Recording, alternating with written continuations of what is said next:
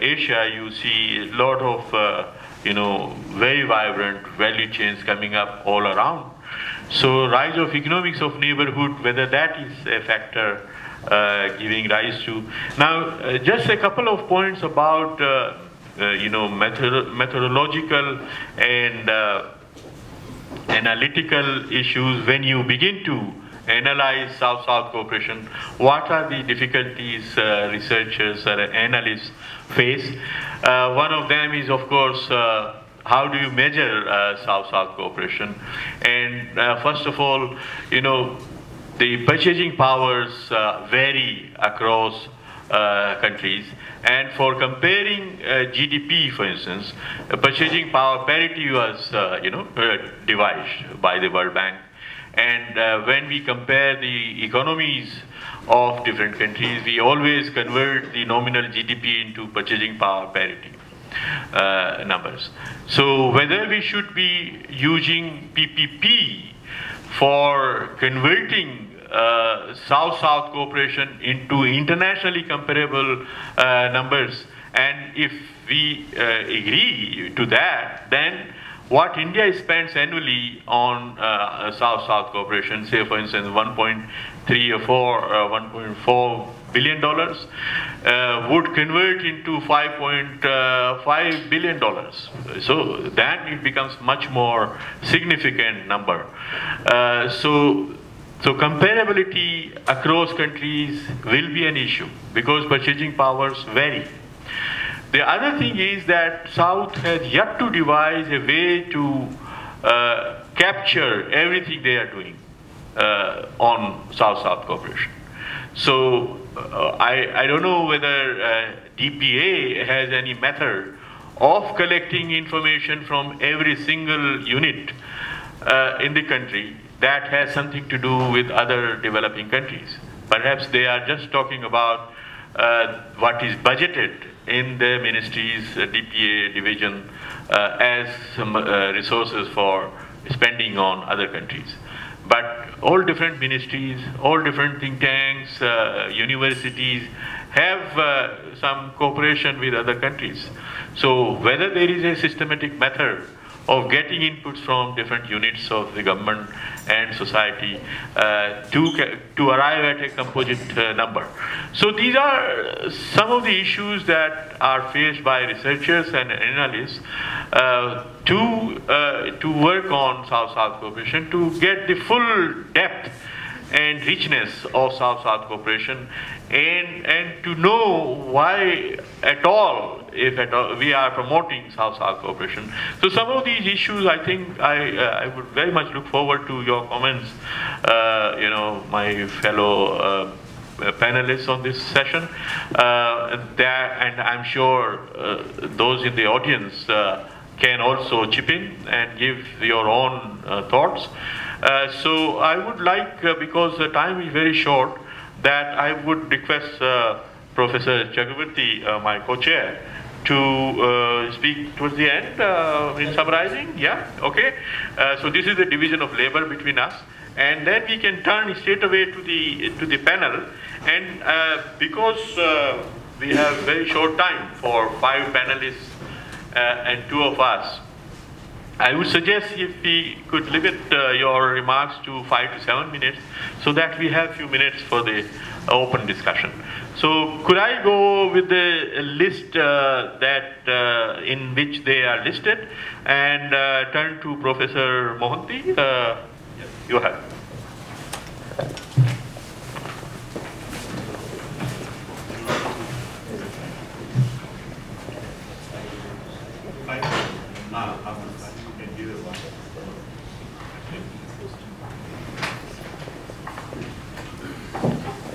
Thank you, Chair. I will limit my discussion only to a component which is linked to development cooperation. I will mostly focus on the theoretical aspect of development cooperation in the context of the South. In the recent years, I think number of developing countries have also joined with the traditional donors in terms of transferring resources to other developing countries for their development programs. And the main endeavor of this process is to foster growth in developing countries, but the issue is that how to do it. Between traditional donors, particularly led by developed countries, they strongly feel that until unless you have got macroeconomic stability, it would be very difficult to achieve growth. On the contrary, the structuralists, they argue that growth can achieve without stability. So, in this context, there has been a debate, and DAC countries have brought out their theoretical paper in which they've strongly argued that conditionality is very much required to attain growth, which is contrary to the position of many developing countries. So this presentation is in that light. Now, what are those emerging issues? If you look at the discussion for the last 75 years regarding the important issue of growth versus development, one thing is very clear between two schools of thought. The monetarists strongly argue that the growth is necessary when you have got macroeconomic stability, and it is countered by the structuralist. While monetarists focus on the DAC approach, which is generally known as a framework approach, is mostly guided by Paris Declaration, which is again supported by Washington Consensus, and the theoretical backup is again through monetary approach to balance of payments. Structuralist approach is again backed by structural factors, supply constraints, and they strongly argue that when you have got underemployment equilibrium in most of the economies, it would be very difficult to maintain price stability, and therefore there is a need for pursuing development process without focusing on price stability. So in this regard, these issues are again experimented in different countries through structural adjustment program, which are very popularly known as orthodox and heterodox policies of SAP programs, and we have got the performance profile of many countries. Now, I don't want to go into details of the monetary approach, but monetary approach very strongly argued that the barometer of macroeconomic stability is reflected in inflation. So inflation stability is very much essential for growth. And why it is required that the growth path is again a knife-edged growth path, and if it is derailed, if it is not controlled through conditionalities, I think that there are possibilities of derailing it, because inflation is a monetary phenomenon which can be dealt with monetary policies. Whereas structuralists strongly feel that it is not the other way around. Since you have got underemployment equilibrium in many countries, supply bottlenecks is very much pertinent, and in that case, it is very difficult to arrive at price stabilization. One can make price stabilization in general, but it is required that in each sector you should have price stabilization. Otherwise, it would be difficult to maintain price stability in general. So the monetary policies following from this that the price stability is the major focus of a monetarist, and structuralists on the other hand focus on supply side issues. So the monetary policies are strongly reflected in orthodox stabilization programs in many developing countries, and the experience so that since 70s, several countries have adopted this program through IMF and World Bank, but they failed miserably in terms of returning to normalcy. Similar approach also adopted using structuralist stabilization program in many countries in terms of heterodox programs, but the result is also in the similar way failure in many cases. But there are cases where there are success. In cases like Nicaragua, Chile, Mexico, Israel, we find that very rousing success in terms of implementing stabilization programs. So based on this approach, particularly we try to see the profile of India that which has been pursuing the aid program before its independence, and the very structured program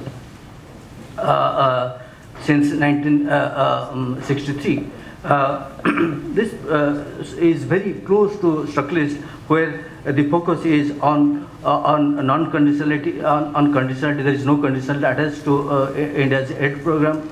It is mostly project approach, and it is locally it is done where one can stop migration and create income in the vicinity of local areas. And it is shown that aid is highly efficient, which is going from India. So India's trade has been increasing. It is mostly with the neighbors, and it is focusing more on capacity building program.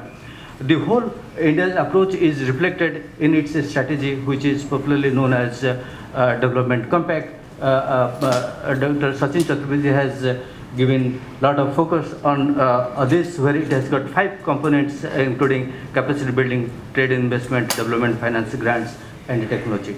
With these words, I conclude. We can have more interaction. Thank you.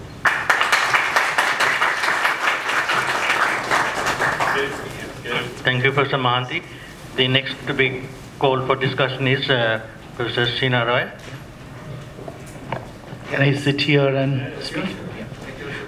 Thank you, Chair Dr. Nagesh Kumar and Co-Chair Professor Radharaman Chakravarti.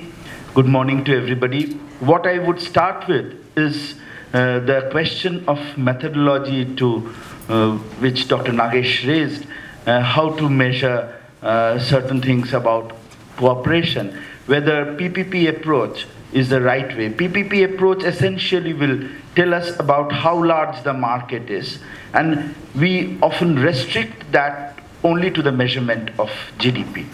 Now, when we think of other variables which can form integral part of South-South cooperation, I think we need to talk about variables like trade, investment, resource mobilization, foreign exchange reserves at the macroeconomic level. And those need to be taken into account, not as in levels which will say about the largeness of the market, but they can be done or expressed in terms of ratios. Going for ratios, trade to GDP ratio, investment to GDP ratio, consumption to GDP ratio, which actually what PPP in GDP terms, GDP in PPP terms was doing, it was normalizing with respect to certain aspects. Here also we are trying to normalize with respect to the GDP figures, which is not in PPP terms. So going by the using the ratios would be one way of using to measure South-South cooperation, or the variables for different southern countries.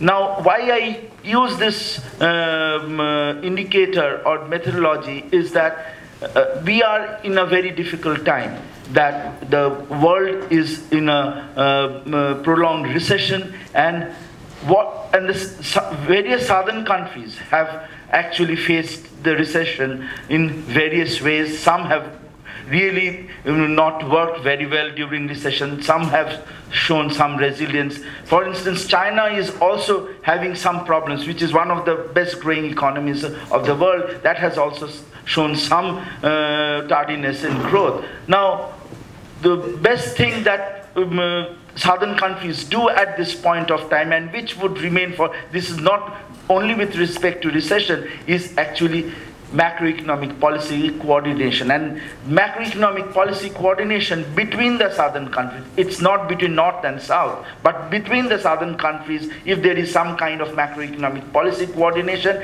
which can tackle, which can lead this, put the southern economies to build some kind of resilience, resist the growth decline, and take growth forward. On one hand, bring down inflation on the other hand, and make proper use of the large resources that rests in the south, that large resources in terms of the large foreign exchange reserves, which some countries in the south actually have. And through this, actually, the macroeconomic policy coordination in the southern countries can be built. Their trade, investment, foreign direct investment between southern countries can be a good vehicle of building up coordination. Now, this is why I say this is because this is a time when it is somewhat favorable to some southern countries which are very much oil dependent.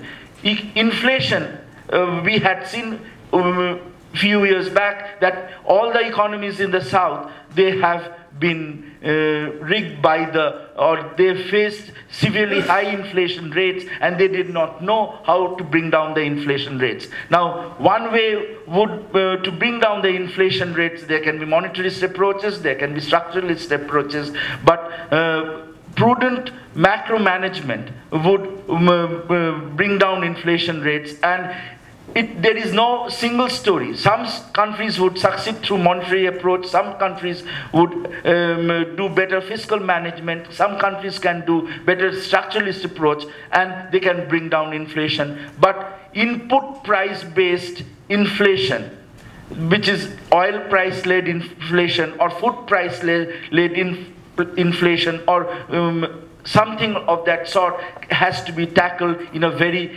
different way. So each country would have its own perspective, but there should be some kind of macroeconomic policy coordination. That's what I want to say. There should be some kind of macroeconomic policy coordination between the South, so that countries which are deficient in certain things, they can get those resources from countries which have the resources. And so food can move from countries which have surplus to countries which are deficient in food. Oil can move from countries which are surplus in oil to countries where there is deficient oil. And in this way, if input-based inflation can be controlled, that can be the best policy, macroeconomic policy coordination. In terms of revival of growth, actually, if investment and trade flows from one country to another, that can also build the preconditions for growth revival in countries. And that is very important in times of recession,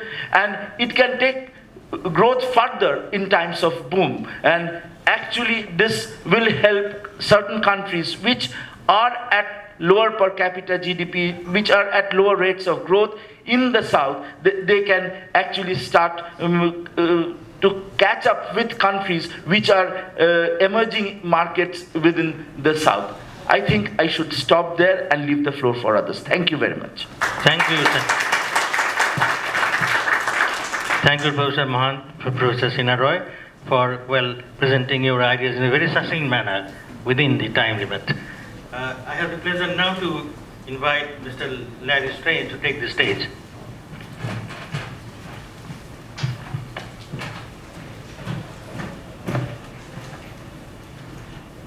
Thank you very much, Mr. Chairman, and thank you to Sachin and RIS for the invitation. It's always good to be back in India, where I studied as a very young man a very, very long time ago.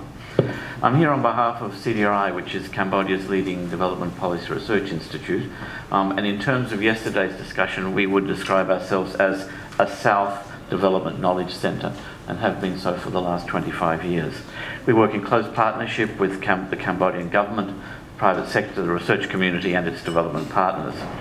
Now, my experience over the past 12 years with CDRI led me to almost lead a burst of applause when Dr. Vincent Yu from the South Centre in Geneva yesterday said, and I quote, "Developing countries should be their own knowledge generators. They should be technically prepared." I could not agree with him more, and our whole motivation at CDRI has been to contribute towards evidence-based policy making in Cambodia's development. I'll come back to that. This morning, in the very short time available, and I will have to truncate my presentation out of respect for the time limits and the discipline of the previous speakers, I'd like to put 3 propositions to you, which I will come back to elaborate in discussion if possible. The first proposition is that while the principles and clear benefits of South-South cooperation are emerging more clearly, as yesterday's discussion clearly showed, the modalities are also still emerging at the same time, a time of great change in both North-South and South-South relations and global instability. And I feel it would be premature to settle on any particular theoretical framework at this point. But I'd emphasise that we must ensure that the mechanisms are in place to achieve this and to develop useful analytical tools, as the previous speakers have already emphasised. The second proposition I'd like to put is that while global development cooperation and the role of the UN and its agencies and the SDGs are obviously very important, for countries like Cambodia and its immediate neighbours, particularly in the Greater Mekong sub-region and ASEAN, it is regional integration and cooperation that will bring the real development gains. There the game changers will lie. I will come back to that. Thirdly, to achieve our goals of closer and more effective South-South cooperation and this theoretical framework we aspire to, and to drive and monitor it, I think the issue raised yesterday about networks and networks of networks will be critical to achieving this theoretical framework and the modalities of more effective South-South cooperation, obviously with resources and with real capacity development processes, not just capacity development dressed up as short-term training. Now let me move on quickly to the issue of some of the principles that I think have already emerged about what we need from South-South cooperation and North-South cooperation for that matter. A couple of years ago I was invited by Professor Zhang Yunling, the Director of International Studies at the Chinese Academy of Science, to join a team of regional experts to explore the very interesting subject, moving towards a new development model for East Asia, the role of domestic policy and regional cooperation. My job, my very easy, not easy job, was to prepare a research paper on the ASEAN small, less developed economies. What do they need from a new approach? So I was to analyse the development status of Cambodia, Laos, Myanmar, Vietnam, their development challenges, their experience of development cooperation, and what that suggested for a new approach. Now, despite the very different systems of government and systems of economic management between those CLMV countries, there were some very clear commonalities in what they need from better development cooperation. Many of these are at the heart of the principles of South-South cooperation discussed yesterday. A greater respect for and sensitivity to local needs and local ownership. A reduction in overt or covert conditionality in the provision of development assistance. A focus on long-term institution building and capacity development, and a more sophisticated understanding of the complexity of anti-corruption and governance strategies in different systems and how they impact on poverty reduction and sustainable development. What I call long-termism in ODA design and delivery, and a more effective role for ODA private sector partnerships. A greater respect for and mobilisation of local experience and expertise, and the sharing and developing of solutions and regional models across countries and across regions. And most importantly, for these countries in our region, the establishment of long-term collaborative institutional partnerships between governments, the private sector, education, policy and research institutions, and civil society organisations in the East Asian region, all useful building blocks for future regional development cooperation, but also for our aspirations to a future regional community. Now, we live in Cambodia in layers of regionalism and sub-regionalism. Cambodia, the Greater Mekong sub-region, Cambodia, Laos, Vietnam, Myanmar, Thailand, and Yunnan province of China. ASEAN, the ASEAN Economic Association and its new ASEAN Economic Community. ASEAN +3, China, Korea, Japan. ASEAN +6, China, Korea, Japan, India, Australia and New Zealand. And that last configuration is most interesting, I think, to the discussion today about modalities and theoretical frameworks. Emerging from this ASEAN +6 construct is the concept of a regional comprehensive economic partnership, or RCEP, comprising ASEAN +6, the ASEAN 10 states +6. The negotiation of its final shape is nearing conclusion. There are many challenges to its implementation, but it provides a very promising vehicle to achieve this more regional approach to effective development cooperation for Cambodia and other less developed countries. During the last ASEAN summit, there was a commitment to ensuring that it was agreement was reached and was in place by the end of this year. Now, the important thing about RCEP is that it is not the TPP. I am not a TPP man, I am an RCEP man. The reason for that is that RCEP has features of the TPP. It is about free trade, trade liberalisation.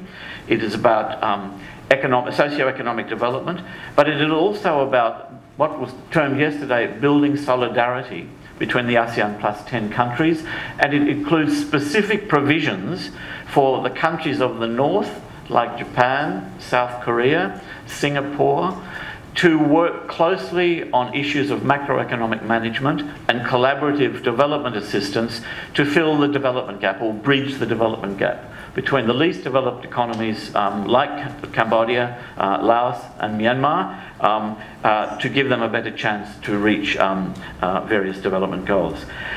Added to this are the recent initiatives of the Asian Infrastructure Investment Bank, the New Development Bank, the One Belt, One Road initiative, and the Silk Road Fund attached to it. CDRI hosted a conference on infrastructure and connectivity in Phnom Penh on Tuesday of this week. President Wang from the Silk Road Fund attended and presented a very positive and very encouraging and transparent overview of the modalities of the Silk Road Fund and the way it will assess the commercial viability of major infrastructure and connectivity investment projects and the importance of public-private partnership. All of this, to me, suggests that this approach to regional economic integration and cooperation, if it has a strong development cooperation focus, is the way forward for countries like Cambodia. Now, I'm about to run out of time, so I just want to make two concluding points, if I may. First of all, I mentioned the UN and the UN agencies and the SDGs. Cambodia performed remarkably against the MDGs. Of all the least developed countries, without being too boastful, it was right up there in the high performers. It met most of the MDGs except issues of maternal health and related issues of child stunting.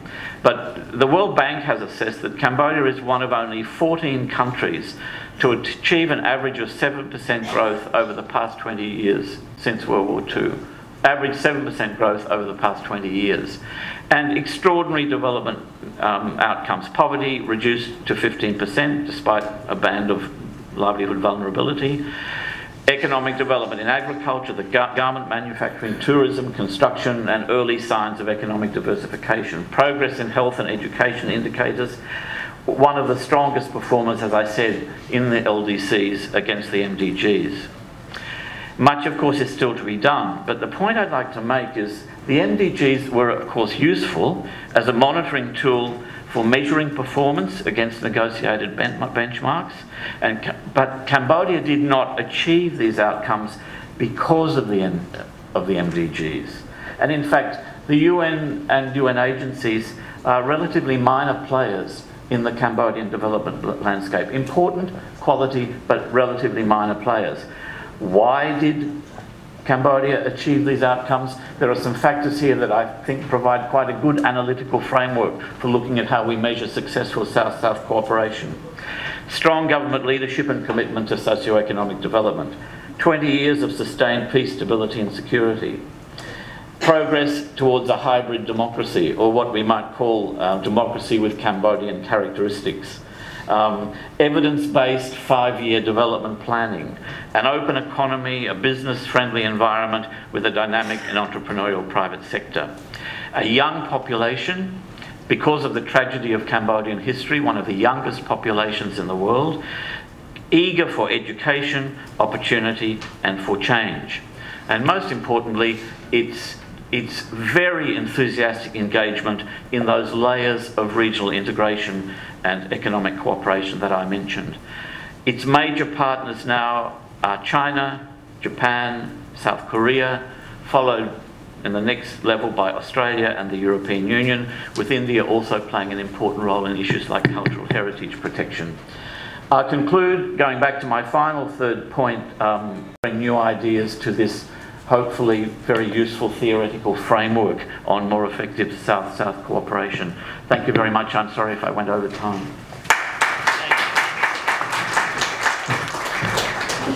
Thank you, Mr. Larry Strange, for bringing in the single country focus into the larger perspective of regional and then overall South-South cooperation. May I now request Dr. Michelle Moret de Silva to please make her presentation. Well, good morning. While we have the PowerPoint set up here, I won't use it all because of the time constraints.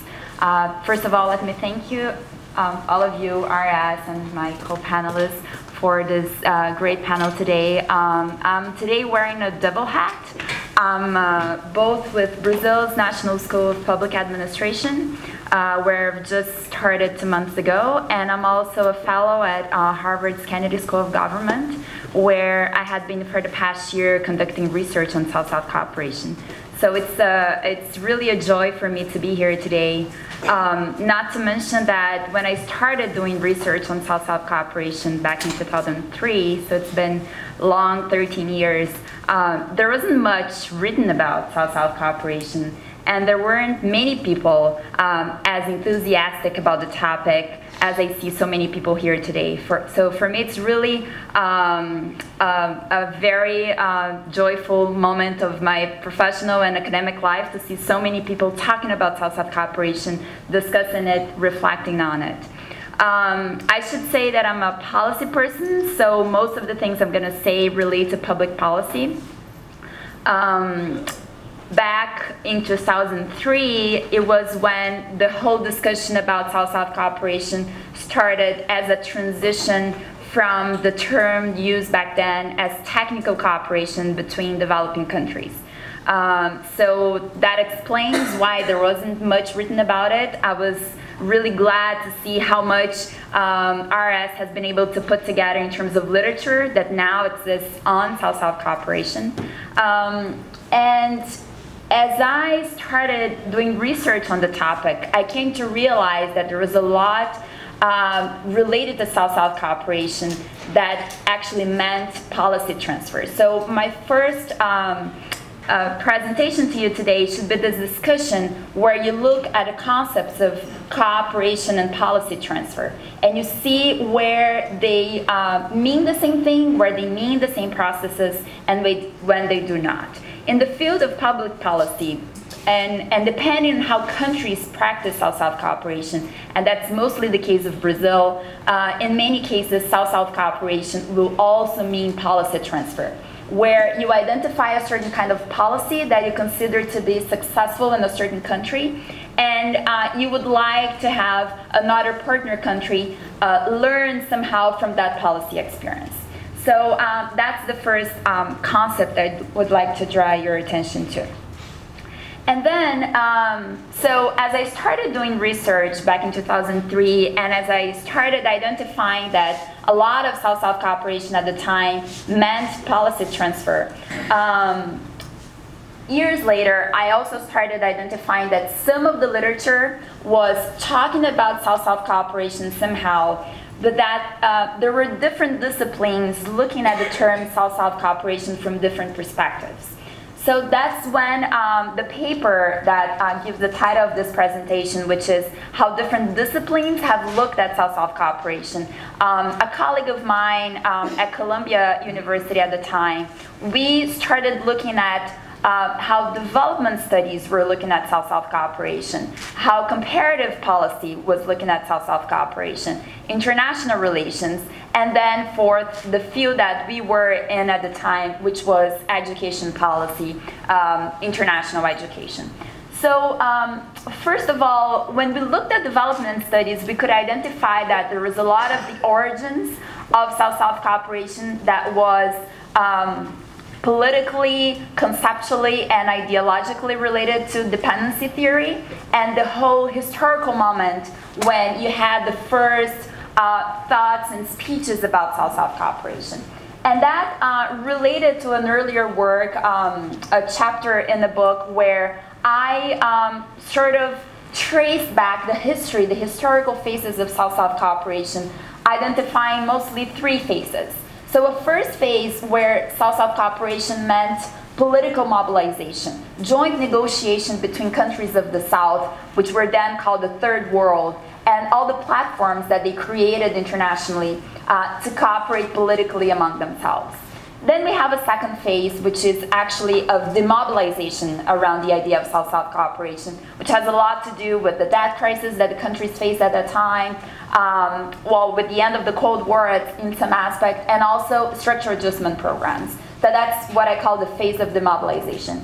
And then since the years 2000s or late 1990s, you have a new enthusiasm around this agenda, and I think we are part of this process. We're some years later part of this new enthusiasm, which is a lot related to the MDGs, the SDGs, but also to the failure of traditional cooperation and North-South cooperation.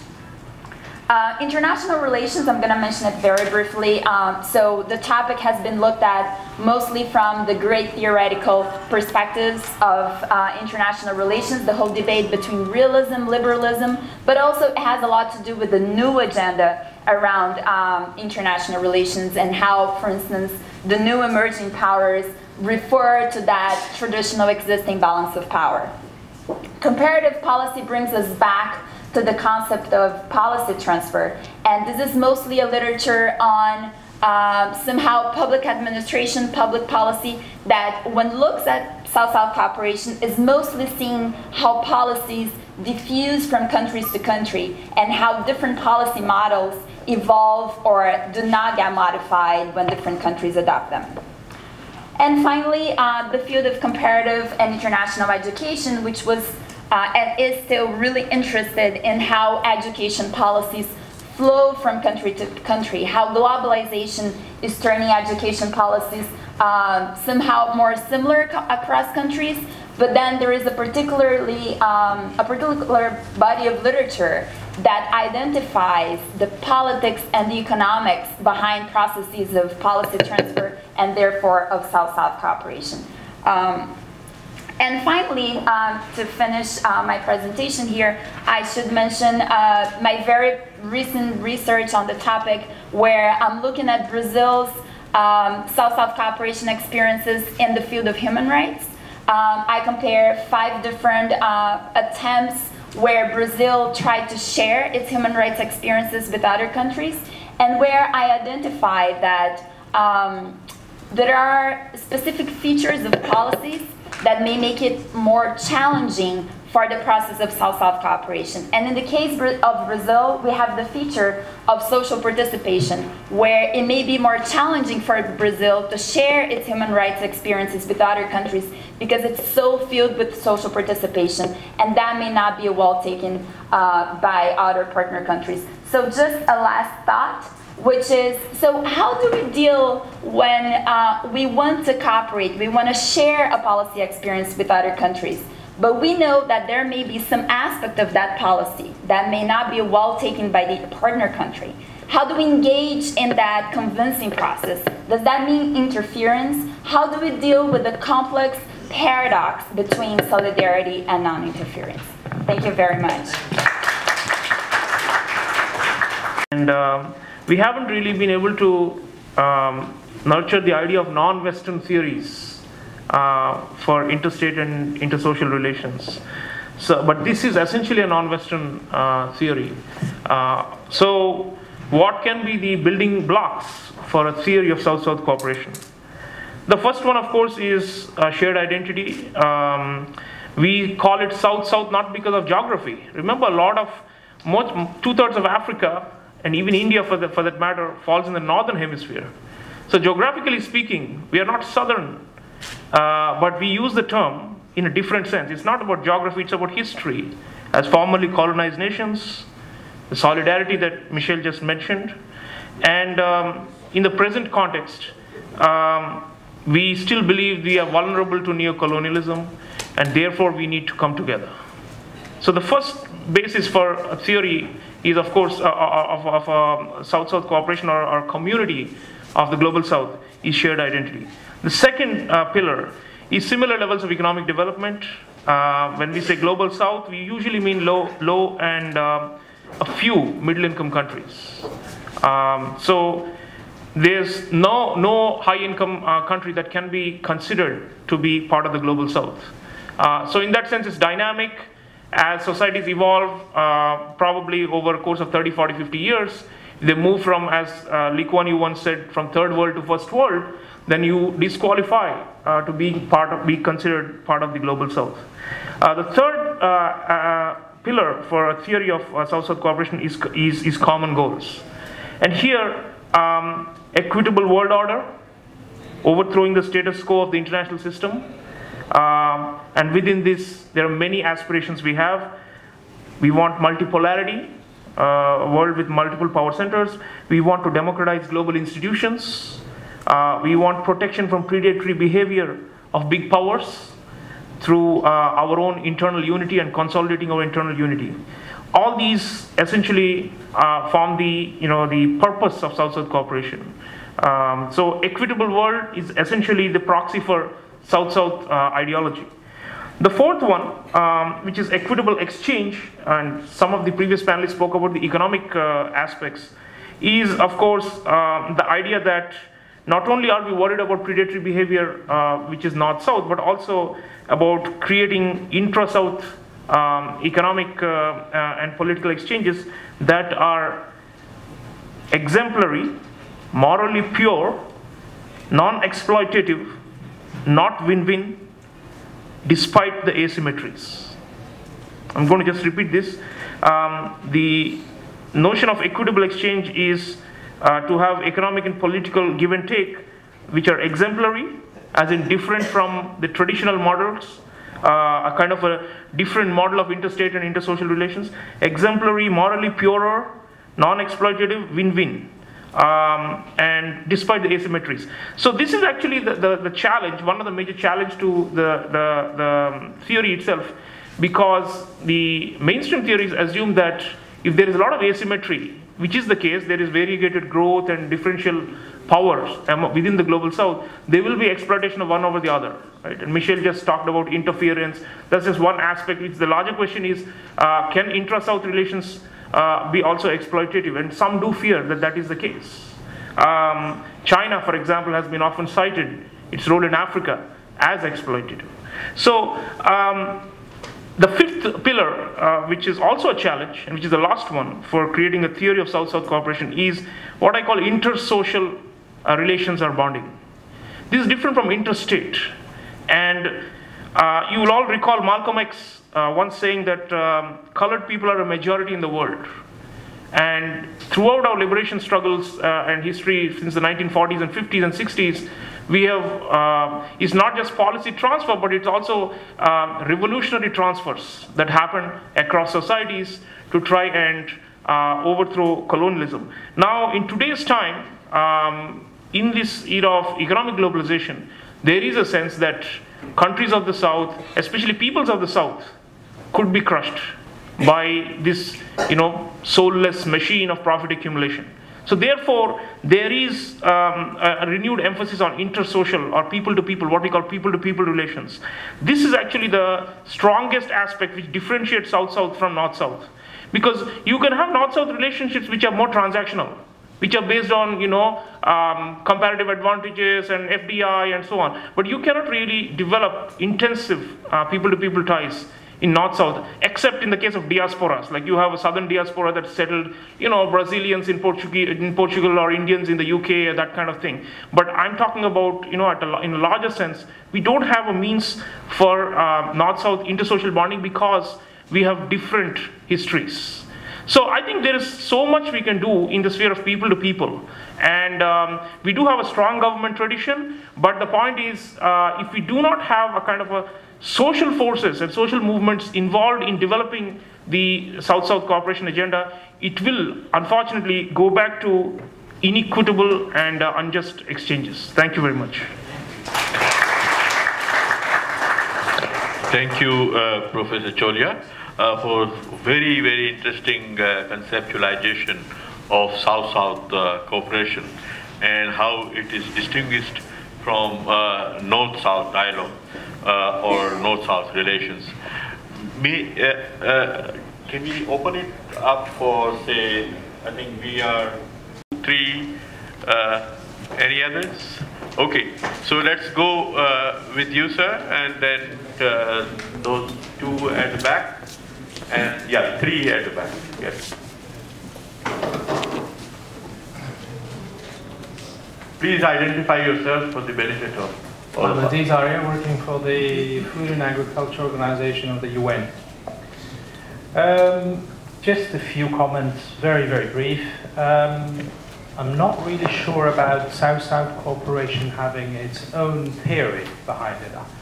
I know our unwavering love for theories as social scientists, but I think theory already exists.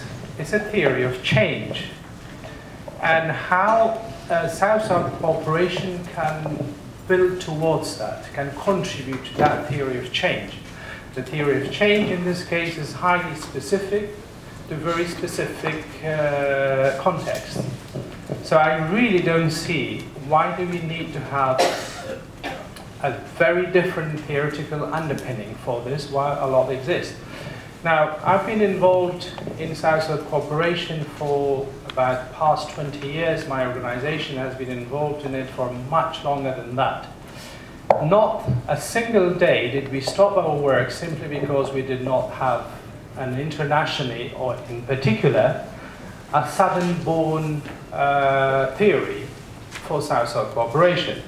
I haven't really seen any of that. Now, the principles that Mr. Strange has mentioned, those are already part of the UN's principles underpinning South-South cooperation. So I'm not, so that was a very welcome comment, and that, by the way, those principles are inspired by the first idea of the South-South cooperation that was mentioned in 1947 in India. Later on, 1955, this was done in Indonesia, the first Africa-Asia summit. The principles are really inspired from those and have evolved over time. So I think we've all agreed to that. Whether they are born in the south or in the north, it doesn't matter as long as it does the job. And I think if we stick to principles and we make sure those principles are adhered to and they are beneficial, and South-South cooperation as a means to an end, the end being the theory of change, then I don't see much of a problem with that. I think I'll stop there. Just thank you. And particularly thank you for referring to the 1947 Asian Relations Conference and Bandung. Cooperation and North-South cooperation can work together is extremely impressive, and the fact that it does not require a theoretical framework to understand it, I think is important to understand in the backdrop of the effort that was made in 2008 at Accra as part of the high-level forum from the OECD DAC to define what South-South cooperation is and how it should be interpreted, and the post-Busan process from 2011 onwards to ascribe certain values to South-South cooperation, irrespective of the modalities of engagement, is something which is likely to corrode the way developing countries are engaging with their fellow developing countries. And from that point of view, it is quite important for us to understand how the Buenos Aires principles on South-South cooperation and subsequently the adopted 11 principles at the Jakarta summit are extremely important and relevant for South to understand what theoretical constructs help us to understand the nuances of South-South cooperation. So from that point of view, I strongly feel there is need for us at the academic level to take the evidences in cognizance in terms of how and in what way South-South cooperation is different from North-South cooperation. The practitioners, the diplomats, the agencies, they have the job to deliver. They should deliver. But it's for academics and practitioners together to develop a theoretical construct to understand what is not South-South cooperation. There are aggressive efforts by northern academicians based in northern institutions to define what South-South cooperation is. I think time has come that academics and practitioners from the South themselves undertake this long due task to define what the theoretical framework for South-South cooperation is. Thank you. Very good. Yeah, so time has come for South to get together, get its act together and define what do we mean and what do we expect from South-South cooperation. Okay, now let me turn to those three hands at the back. From this corner. Rishi Aneja, professor at the Jindal School of International Affairs and also a fellow at ORF. Thank you, panelists. That was really interesting, and I share the enthusiasm that you expressed, that it's great to see so many people here concerned about this topic. I have two questions. One is that if we're going to be talking about theoretical frameworks, it has to start, I think, with the problematization of the terms that we're using. And when we talk about the South-South, I think there's a number of states, obviously, and there's a number of different kinds of actors. There's differences amongst the states and there's differences amongst these actors as well. So there's a big difference between where the RC is sitting and where China is sitting. Similarly, there's a big difference between the private sector is sitting and where a state is sitting. So my question is, if what we're talking about when we say South-South is actually a multitude of actors who have sometimes convergent but sometimes also divergent interests, are we shooting too high when we say we need a theoretical framework for South-South cooperation? In some sense, when we look at North-South cooperation, one of the criticisms of it is that it took a kind of moral high ground by saying this is the overall framework and everything must fit into it. So do we need perhaps more nuanced and one level lower frameworks to discuss South-South cooperation? The second question I have is, yesterday we heard very interesting presentations both from UNCTAD and from Thomas Buggy, who both highlighted that growth alone is not going to eradicate poverty. The trade and investment alone are not enough. That we need to also start thinking about inequality, not just from a moral point of view, but also from the point of view of good economics. But I didn't hear any mention of inequality on this panel. We heard a lot of discussion about growth. So does South-South cooperation, even if we're shooting this high, or we bring it down to a lower level, do we need to bring in a discussion about inequality? And I think that ties into what you were saying, Sriram, that we need to think about people-to-people relations, not just trade, not just investment. Because at some point where South-South cooperation is private sector-led, it also becomes business. So we need to think about how we can bring in the inequality discussion into South-South cooperation. So I was hoping the panelists would comment a little bit about how we can include this in our framework. Thank you. Thank you. Panshu Mohan. I'm a faculty with the School of International Affairs. I teach courses in development economics.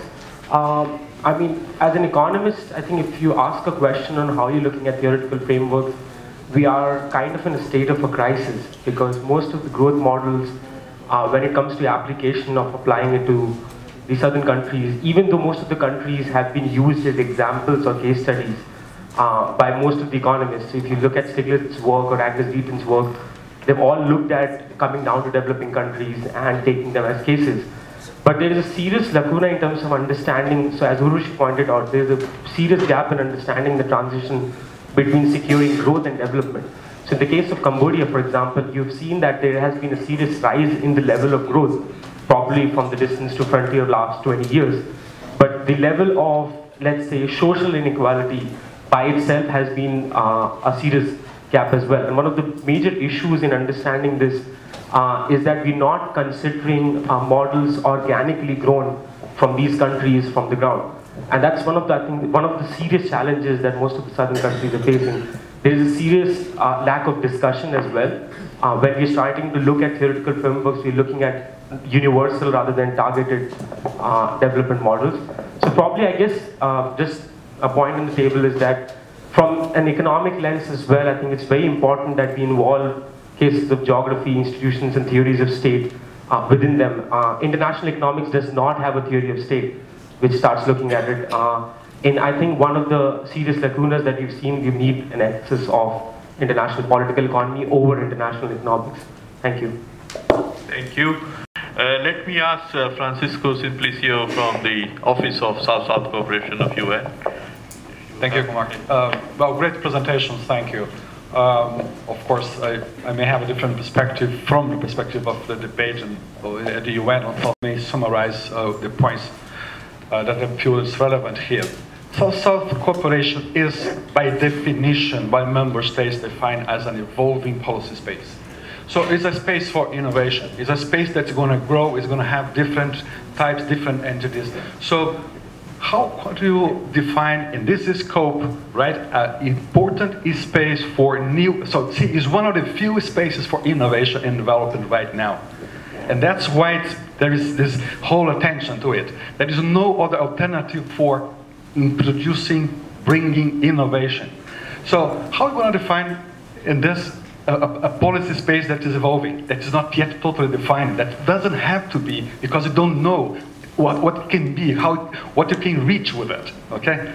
So please, I'd like to encourage this debate. And then Vice Yu from South Center. That would be our last.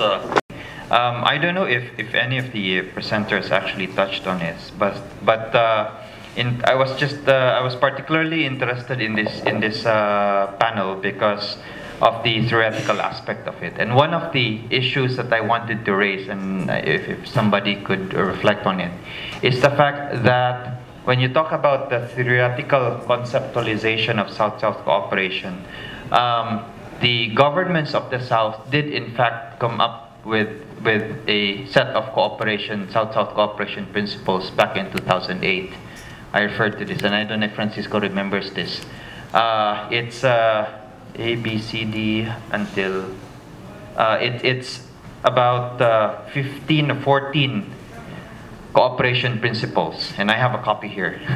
And it sets out broad principles that I think crystallizes how the governments that were represented in the Group of 77 in China back in 2008 thought how South-South cooperation should work. And so it's about solidarity, about promoting development, about enabling developing countries to play a more active role in policy and decision-making processes internationally, collective self-reliance, promoting an action-oriented approach to development challenges and all that. So in all of the discussions that are taking place about developing, theoretical models for measuring South-South cooperation, perhaps in terms of how developing country governments themselves actually implement South-South cooperation, I was just wondering whether any of the panelists have taken a look at the South-South cooperation principles that were agreed by the governments and tried to apply that as a conceptual model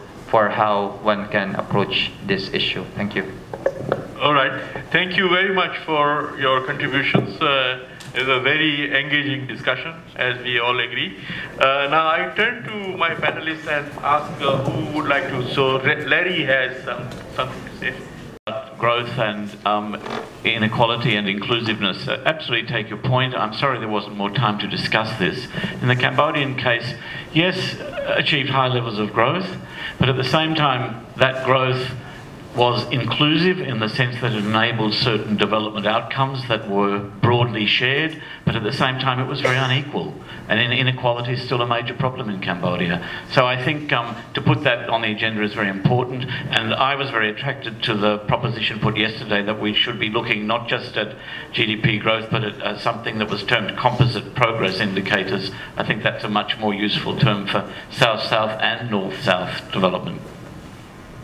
right? Yeah, I was actually had in my agenda to talk about inequality, but given the restricted time, I had to stop somewhere midway.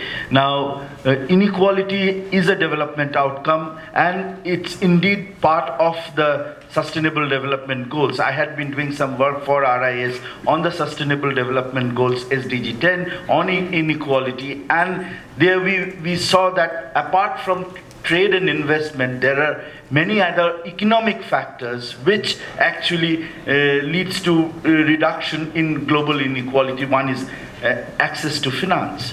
Access to finance, and this inequality is not only income inequality, it can be inequality between enterprises, the big enterprises versus the small enterprises. Everyone should have access to finance. The second thing is actually public investment in infrastructure, physical infrastructure on the one hand, and social infrastructure on the other hand. Let me stop here.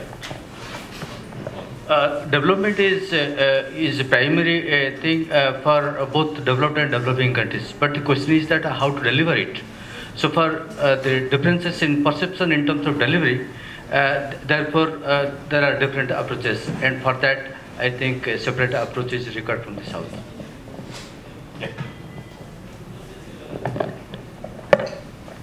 Thank you. I think referring back to the FAO's colleague comment, I think you're right that we may not need a grand theory for South-South cooperation, but we do need a framework of understanding of the concepts that may be particularly to the processes of South-South cooperation. For instance, many colleagues, practitioners have raised the issue that maybe South-South interactions are different in terms of international cooperation.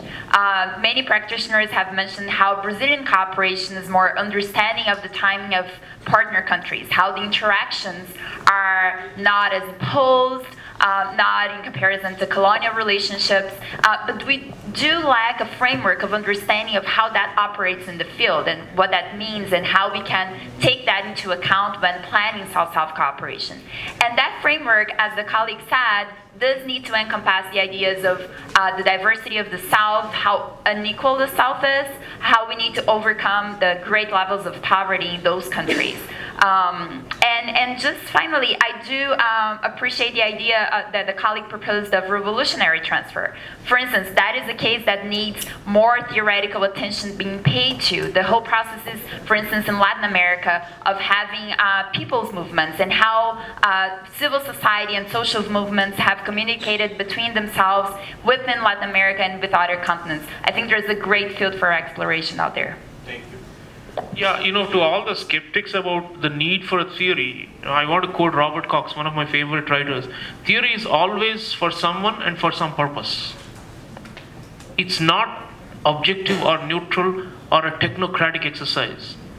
At the core of theory lie intentions or plans for domination and subjugation. And therefore, we need our own theory. If you're okay with status quo and you don't want to overturn the world order, you're fine with lower level actionable principles on the ground, which of course the UN system implements. But I'm going to propose that the UN system essentially conforms to a liberal worldview. It expresses liberal theory in many manifestations. But I think South-South is not just liberal, it's much, much more than that. So if we want to change status quo, we need to have our own theory. Very good. I think it is becoming very clear that this discussion needs to continue. It is an evolving discipline. And on that note, I'd like to turn to my co-chair and give some closing remarks very quickly because we have run out of time. Thank you very much for this very engaging discussion. Distinguished panelists, learned members of the audience. Well, it's admittedly a great privilege for me to be in the chair, but it appeared that this session actually turned out to be theory in 80 minutes,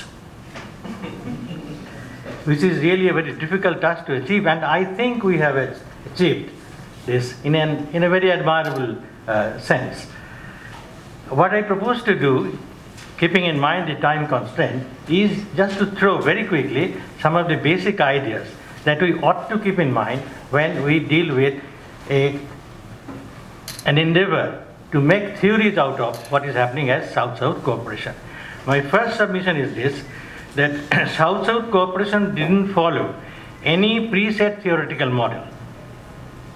On the contrary, in the course of its operation and ramification, it continued to indicate certain traits, certain trends, and certain regularities which seem to show the possibilities of theory building. So I do not contest the idea thrown up from this audience that there is already a theory. That is certainly a theory of change, but the theory of change is something very large, and you have to accommodate and also to modify the position that a theory of South-South cooperation ought to take within the general frame of theory of change.